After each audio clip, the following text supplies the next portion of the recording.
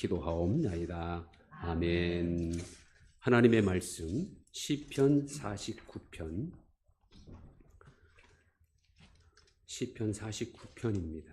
13절부터 20절 말씀까지 구약성경 836조 한 절씩 교독하시고 20절은 같이 읽습니다. 이것이 바로 어리석은 자들의 길이며 그들의 말을 기뻐하는 자들의 종말이로다. 그들은 양같이 수월의 두기로 작정되었으니 사망이 그들의 목자일 것이라. 정직한 자들이 아침에 그들을 다스리니 그들의 아름다움은 소멸하고 수월이 그들의 거처가 되리라. 그러나 하나님은 나를 영접하시니니 이러므로 내 영혼을 수월의 권세에서 건져내시리로다. 사람이 치부하여 그의 집에 영광이 더할 때에 너는 두려워하지 말지어다. 그가 죽음에 가져가는 것이 없고 그의 영광이 그를 따라 내려가지 못함이로다. 그가 비록 생시에 자기를 축하하며 스스로 좋게 함으로 사람들에게 칭찬을 받을지라도 그들은 그들의 역대 조상들에게로 돌아가리니 영원히 빛을 보지 못하리로다. 존귀하나 깨닫지 못하는 사람은 멸망하는 짐승 같도다. 아멘. 인생을 살면서 무엇이 가장 중요한지를 교훈하는 탈무드에 나오는 이야기가 있습니다. 아마 이미 제가 여러분에게 말씀드린 내용인데 다시 한번 말씀드립니다. 어떤 남자에게 세 친구가 있었습니다. 첫 번째 친구는 가장 좋아하고 신뢰하는 친구이고, 두 번째 친구는 좋아하기는 하지만 첫 번째 친구보다는 소중하게 생각하지는 않았습니다. 그리고 세 번째 친구는 친구라고 생각은 하고 있었지만 관심도 없고 평소에 별로 교제도 없었습니다. 그러던 어느 날 그가 먼 길을 떠나게 됩니다. 그는 가장 소중히 여기는 첫 번째 친구에게 찾아가서 나하고 함께 가자고 부탁합니다. 그러나 그 친구는 이유도 말하지 않고 함께 가기를 거절합니다. 두 번째 친구에게 부탁하자 성문 앞까지는 함께 가주겠지만 그 이상은 갈 수 없다고 말합니다. 마지막 세 번째 친구를 찾아갑니다. 말이 친구지 평소에는 거의 가까이지 않는 사람이었는데 혹시나 하는 마음으로 찾아갔습니다. 전혀 기대하지 않았던 그 친구가 이렇게 말합니다. 자네가 가자면 내가 기꺼이 함께 가주겠네. 어려움을 함께 이겨나가는 것이 친구 아니겠나. 이렇게 말하면서 탈무드는 이렇게 결론을 맺습니다. 이 이야기에서 세 친구 중에 첫 번째 친구는 재산이다. 제 아무리 소중히 여기고 사랑할지라도 죽음이라는 먼 길을 떠날 때는 남겨두고 가야 하는 것이다. 두 번째 친구는 사랑하는 사람이다. 가족, 또 아내, 남편. 이들 역시 묘지까지는 따라가 주지만 그 후에는 혼자 갈 길을 가야 한다. 그리고 세 번째 친구는 믿음과 선행이다. 평상시에는 눈에 잘 보이지 않지만 죽음 뒤에까지 그것들은 함께 동행한다라고 이렇게 말합니다. 우리가 사람들로부터 얻을 수 있는 것들이 무엇이 있습니까? 인기가 있고 명예가 있죠. 사람들로부터 얻는 인기 참 기분 좋은 일입니다. 사람들로부터 높임받는 명예 자랑스러운 일입니다. 그러나 그것들의 단점은 수명이 짧다는 데 있죠. 언제 떨어질지 언제 외면당할지 불안한 데 있습니다. 왜 그렇습니까? 인기와 명예의 출처인 사람들 자체가 언제 변하는 존재인지 모르기 때문이죠. 세상에서 제일 변하기 쉬운 것이 사람의 마음입니다. 하루에도 수십 번씩 변합니다. 환경에 따라 변하고 조건에 따라 변합니다. 그 변하는 폭도 엄청나게 크죠. 어떤 때는 그 기분이 천국에 올라갔다가도 어느 한순간 지옥으로 떨어지기도 합니다. 그래서 가장 믿을 수 없는 것이 인간의 마음이죠. 사실 우리 자신들의 마음도 믿을 수 없습니다. 내 마음이지만 언제 어떻게 변할지 모릅니다. 그래서 성경은 우리에게 이렇게 명령합니다. 시편 146편 3절에 보면 도울 힘이 없는 인생도 의지하지 말지니 그의 호흡이 끊어지면 흙으로 돌아가서 그날에 그의 생각이 소멸하리로다. 이사야 2장 22절 너희는 인생을 의지하지 말라 그의 호흡은 코에 있나니 새말 가치가 어디 있느냐. 메뚜기도 한철이라는 말이 있듯이 사람들로부터 인기도 한철일 수밖에 없습니다. 인생 자체가 잠깐 있다가 없어지는 안개와 같고 밤의 한 경점 같으며 아침에 밴 풀이 저녁에 시드는 것처럼 그렇게 잠깐 있다 없어지기 때문이죠. 그래서 베드로전서 1장 24절은 이렇게 권면합니다. 모든 육체는 풀과 같고 모든 영광은 풀의 꽃과 같으니 풀은 마르고 꽃은 떨어진다. 예수님도 말씀하시죠. 너희를 위하여 보물을 땅에 쌓아두지 말라. 거기는 좀과 동록이 해하며 도적이 구멍을 뚫고 도적질하느니라. 인간관계는 모두 조건적입니다. 좋을 때는 좋지만 조건이 바뀌면 그 좋음이 언제 변할지 모릅니다. 대부분의 사람은 다 자기 유익을 구합니다.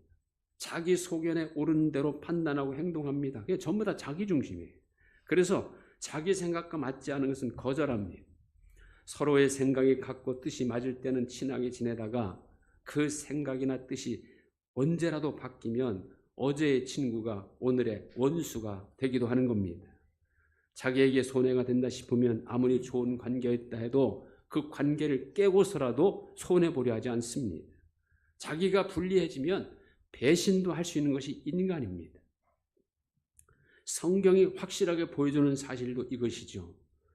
어떤 인간도 믿음의 대상은 될 수 없다. 모든 인간은 죄인이고 모두가 피조물에 불과하다. 그래서 모든 인간은 예수님의 은혜가 절대적으로 필요한 존재다. 이것이 성경이 우리에게 보여주는 메시지입니다. 이런 유한한 존재인 인간들이 만든 것, 인간들이 세운 것 모든 것은 다 한계가 있습니다. 여러분, 보이는 것의 특징이 뭡니까? 잠깐 있다는 것이죠. 그러므로 보이는 것은 어떤 것도 믿음의 대상이 될 수 없습니다. 보이지 않는 것이 영원한 겁니다. 그러나 유한한 존재인 인간은 보이지 않는 것보다는 보이는 것을 더 우선시하고 더 좋아하지요. 보이는 것 때문에 보이지 않는 것을 소홀히 합니다.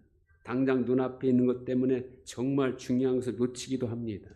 보이는 것은 당장 일시적으로는 좋을 수 있지만 진정한 만족은 절대로 주지 못합니다. 인간은 한계가 있는 육신을 가지고 있으면서도 동시에 영원히 죽지 않는 영혼을 가지고 있는 영적 존재입니다. 그러므로 육신의 만족만으로는 행복할 수 없습니다. 영혼이 만족해야 진정으로 행복할 수가 있는 것이죠. 자, 오늘은 시편 49편이야말로 세상 것들이 다 한계가 있다는 것을 우리에게 말씀하죠. 첫째는 아름다움도 한계가 있다는 것을 말합니다. 추하고 못생긴 것보다는 아름답고 잘생긴 것이 훨씬 보기 좋습니다. 사람과의 관계에서 외모가 절대적인 영향을 끼치기도 합니다. 그래서 외모가 되면 일단 점수를 따고 들어가죠. 외모가 되면 능력이 좀 부족해도 용서가 되고 외모가 되면 성격이 좀 좋지 않아도 용납이 됩니다. 그래서 외모를 아름답게 하는 일에는 앞다투하려고 합니다. 자, 그러나 오늘 말씀은 아름다움에 대해서 뭐라고 말합니까? 14절 하반절에 보면 그들의 아름다움은 소멸하고 수월이 그의 거처가 되리라. 이 말씀을 조금 더 이해하기 편하게 제가 우리말 성경을 통해서 여러분에게 말씀드리려 합니다. 이 말씀의 내용은 우리말 성경을 이렇게 번역하고 있어요. 그들의 아름다움은 무덤에서 사라져 그 흔적조차 없어지리라. 외적인 아름다움은 사실 세월을 견뎌낼 수 없습니다. 세월의 흐름을 따라 시들고 늙고 약해지게 되어 있습니다. 그것이 아름다움의 한계요, 젊음의 한계입니다. 제가 요즘 들어 거울을 보면요, 제 얼굴에서 제 아버지 모습이 자꾸 생각이 나요. 제 아버지 모습이 떠오릅니다. 그만큼 저도 나이가 많아졌다는 생각을 해봅니다. 제 나이가 이제 70을 바라봐요. 이게 믿어지질 않습니다. 언제 이렇게 나이를 먹고 지금 이런 나이가 됐는가? 아마 여러분 각자도 마찬가지일 겁니다. 이 세월 앞에 젊음, 건강, 아름다움, 이건 분명 한계가 있습니다. 우리 이걸 알아야 됩니다. 그 다음에 오늘 말씀은 재물의 한계를 또 말하죠. 대부분의 사람들이 가장 좋아하고 가장 열심히 추구하는 것이 재물의 부요함입니다. 이것을 이루기 위해서 전쟁하듯이 밤낮으로 뛰어다니기도 하죠. 재물의 부요함을 이룬 사람을 부러워합니다. 특히 우리나라 경우에는 돈으로 안 되는 일이 없다고 하잖아요. 돈만 많으면 하고 싶은 일 다 할 수 있고, 그러다 보니 돈 되는 일이라면 물불을 안 가립니다. 그런데 과연 돈만 많다고 행복할 수 있습니까? 과연 재물은 모든 것을 다 해결해 줄 수 있습니까? 그렇지 않습니다. 분명 한계가 있습니다. 세상에는 돈으로 되는 일보다 안 되는 일이 훨씬 더 많고, 진짜 중요한 일은 돈으로 되지 않습니다. 특별히 생명에 관한 일은 절대로 할 수 없습니다. 여러분, 건강 돈으로 됩니까? 물론 돈이 있으면 좋은 의료 혜택을 받을 수 있죠. 그러나 우리가 알듯이 의료 기술로 되는 게 있고 안 되는 게 있습니다. 돈으로 맛있는 음식은 살 수 있지만, 그러나 식욕이 없다면 아무리 산에 진미가 있은들 무슨 소용입니까? 돈으로 편안하고 안락한 침대는 살 수 있지만 단잠을 자는 것은 돈으로 되는 것이 아닙니다. 그래서 오늘 시편 49편 6절에서 우리말 성경은 이렇게 또 표현합니다. 자기 부를 의지하는 사람들은 돈이 많은 것을 자랑하지만 그 가운데 어느 누구도 결코 자기 형제를 구원하지 못하고 형제를 위해 하나님께 대속할 제물을 바치지 못하리라. 영혼을 대속하는 것은 너무나 엄청난 일이어서 어떤 값이라도 충분하지 않다.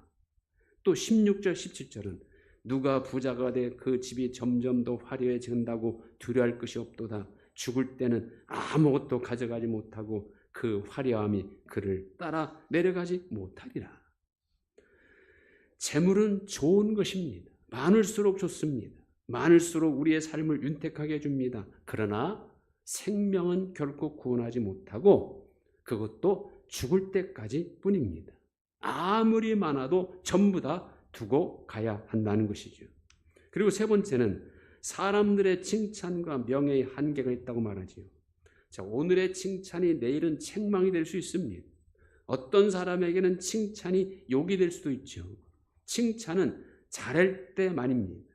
세상에서 가장 못 믿을 것이 칭찬입니다. 앞에서 칭찬하지만 뒤에서는 욕을 하기도 합니다. 칭찬의 말을 듣고 절대 우쭐하거나 교만하면 안 됩니다. 칭찬의 한계가 뭡니까? 오늘 18절 19절 우리말 성경은 이렇게 이 말을 번역합니다. 그가 사는 동안에는 스스로 복이 있다 여기고 그가 잘 돼서 사람들의 칭찬을 받을지라도 결국에는 자기 선조들에게 들어가 빛을 보지 못할 게 뻔하도다. 명예도 마찬가지죠. 명예야말로 지나고 나면 가장 허무한 겁니다. 명예를 가지고 있을 때만 높임 받습니다. 또 명예를 지키기 위해서 얼마나 노심초사해야 합니까? 명예는 자칫 교만하게 만드는 앞잡이가 될 수 있고, 명예를 얻기 위해서 하나님을 이용하는 사람도 있고, 명예 때문에 하나님을 멀리하는 사람도 있고, 명예 때문에 하나님의 도움을 구하지 않는 사람도 있습니다. 그런데 이 명예의 한계는 뭡니까? 12절 제 아무리 명예가 있다 해도 사람이란 오래가지 못하고 죽게 돼 있는 짐승과 다를 것이 없다. 또 20절 제 아무리 명예가 있다 해도 깨닫지 못하는 사람은 쓰러지고 마는 짐승과 다를 게 무엇이냐. 명예보다는 깨닫는 것이 더 귀하다는 겁니다. 명예의 눈이 어두워지면요, 자신을 제대로 보지 못합니다. 다른 사람들을 경쟁 상대로만 보게 됩니다. 진짜 중요한 것이 깨닫지 못한다는 거죠. 그런 사람에게 명예는 그를 멸망하는 짐승으로 끌어내리는 것이다. 바로 이런 의미입니다. 진정한 믿음은 전심으로 믿는 믿음이죠. 하나님을 전심으로 믿는다는 것은 하나님만 두려워하는 것이고 하나님 앞에서 산다는 것을 의미합니다. 이런 사람은 사람들을 두려워하지 않습니다. 사람들에게 잘 보이려고 하지 않습니다. 오직 하나님의 뜻을 이루기 위해서 최선을 다합니다.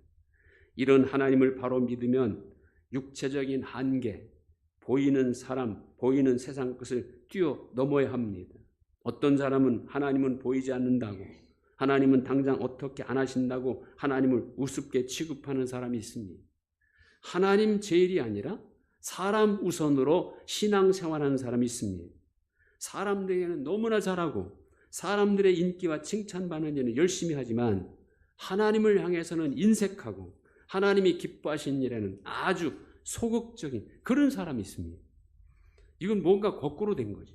하나님의 말씀보다는 사람들의 말에 더 귀를 기울이고 하나님의 평가보다는 사람의 평가가 어떤 것인가에 더 신경을 씁니다. 이런 사람을 향하여 믿음의 주이신 예수님은 뭐라고 하십니까? 마태복음 6장 1절. 사람에게 보이려고 그들 앞에서 너희 의를 행하지 않도록 주의하라. 그리하지 아니하면 하늘에 계신 너희 아버지께 상을 받지 못하느니라. 믿음은 하나님을 경외하는 것이고 경외한다는 것은 하나님을 최고로 두려워하는 것을 의미합니다. 본디오 빌라도 그는 예수님이 아무런 죄가 없으시다는 것을 잘 알고 있었습니다. 그러나 그는 사람들을 두려워한 사람이었습니다. 사람들이 반란을 일으킬까 봐 두려워하여 진짜 죄인인 바라바는 놓아주고 전혀 죄 없는 예수님을 채찍질하고 십자가에 못 박히게 넘겨주죠. 그로 인하여 그의 이름은 영원히 사도신경을 고백할 때마다 예수님을 고난받게 한 장본인으로 불려지게 되었습니다. 그러나 바울은 사람보다는 하나님을 두려워했습니다. 하나님 이외에 그 누구도 두려워하지 않았죠. 그러니 어떤 환난이나 결박도 그를 어찌하지 못했고 그는 감옥에서도 하나님을 찬미하고 사방으로 우겨쌈을 당해도 거꾸로 때림을 당해도 두려워하지 않았습니다. 하나님의 능력 앞에서 그런 것들은 전혀 두려움의 대상이 아니기 때문이죠. 자, 믿음이라는 것은 하나님 앞에서 사는 것입니다. 사람들 앞이 아닙니다. 한계가 있는 세상 것, 눈에 보이는 것이 아닙니다. 영원하신 하나님, 절대 기준이신 하나님 앞에서 사는 것입니다. 이런 하나님 앞에서 의로운 사람은 하나도 없습니다. 이런 하나님 앞에서 사는 사람은 결코 자기 의를 내세울 수가 없죠. 여러분, 욥이라는 사람은 자기 고난 앞에서 친구들에게 자기 의를 자꾸 주장합니다. 자기 자신은 이런 고난을 당할 만한 죄를 짓지 않았다고 계속 주장하죠. 이런 주장은 친구들에 의하여 하나님보다 자신을 더 의롭다고 주장하는 것이로 지적을 당합니다. 이런 욥기의 메시지는 인간의 의는 하나님을 절대 충족시켜 드릴 수 없다는 것을 말합니다. 사실 욥이라는 사람이 얼마나 의롭게 산 사람이에요. 하나님도 사탄에게 욥을 자랑할 만큼 하나님을 경외하고 악을 떠난 그런 사람이잖아요. 정말로 의롭게 산 사람이지만 그런 자기 의를 드러내는 욥이 친구들에게 책망을 들을 뿐 아니라 하나님께서 나중에 직접 말씀하십니다. 너는 대장부처럼 허리를 묶고 내 앞에 대답해보라 할 때 하나님 말씀하니까 욥이 할 말이 없어요. 고난 앞에서 우리가 해야 할 일 두 가지가 있죠. 하나는 하나님 앞에 내가 잘못하고 있는 것은 없는가 이걸 돌아보고 회개하는 일입니다. 그리고 또 하나는 오히려 나 자신이 의롭다고 생각하고 자만에 빠져 있지는 않는가 이걸 돌아보고 더 겸손해져야 합니다. 그래서 고난은 회개를 이끌고 겸손으로 이끄는 도구가 되는 것이 바로 회개입니다. 하나님을 경외하는 사람, 하나님 앞에 사는 사람, 오직 하나님을 최고로 하나님을 전심으로 섬기게 되어 있습니다. 한계가 있는 세상 것을 의지하지 않고 영원하시고 변치 않으시는 절대적인 하나님만 의지하게 되어 있습니다. 한계가 있는 세상 것에 매이지 말고 오직 하나님만 의지하고 전심으로 하나님과의 관계를 위해 최선을 다하는 저와 여러분이 될 수 있기를 주님의 이름으로 축원드립니다. 하나님 감사합니다.